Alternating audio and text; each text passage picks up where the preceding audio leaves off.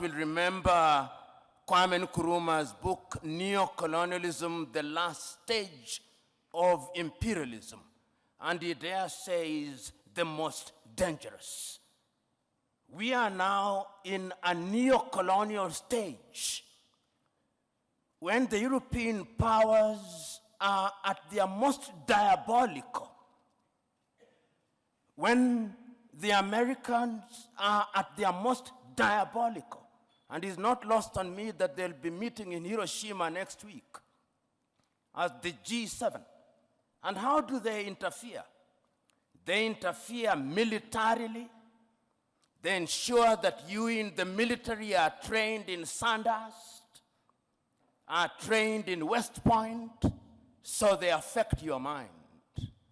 They interfere diplomatically, sometimes through gunboat diplomacy. And that is why you see sometimes your typical European ambassador treats our heads of states in a condescending manner. They interfere through institutions such as the IMF and the World Bank. They interfere by ensuring that our economic infrastructure is beholden to theirs through dollarization. They interfere through education. They interfere by influencing our processes, by lending us advisors who tell us what to do. The neocolonial project is alive and well, and it is at its most dangerous, and we Africans must smell the coffee. If we don't, they are going to continue to interfere. How else do they interfere?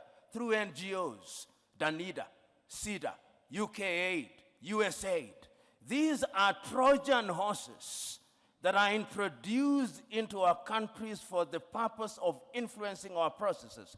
And they infiltrate our institutions. Right now, if you look at the African Development Bank, look at the shareholding. It's Americans, it's Germans, it's Japanese, it's the French. And the Europeans have done their bit. They also interfere through post-colonial institutions, the Commonwealth of independent nations. They are not sovereign states, former French-speaking nations.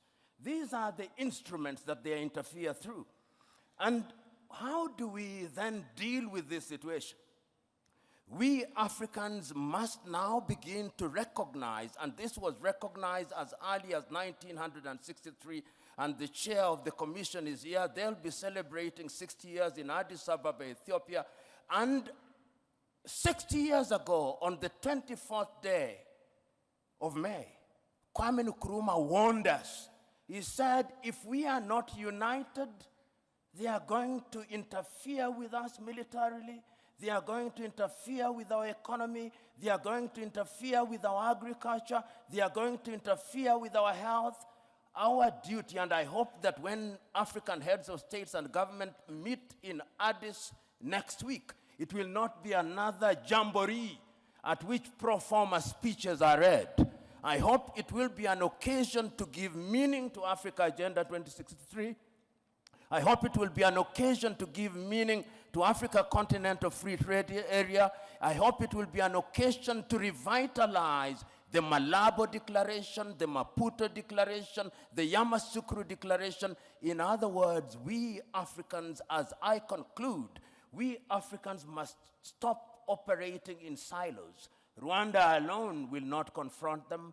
Burundi alone will not confront them. But if we go through the regional bodies and ultimately the African Union, we may indeed succeed in putting away this bulwark. And remember, it is no longer just Europe. There is a new scramble for Africa. The Chinese are here. The Turks are here. The Qataris are here. All of them are coming back. And the military bases that you see here is telling you that if you don't behave, we are going to use force.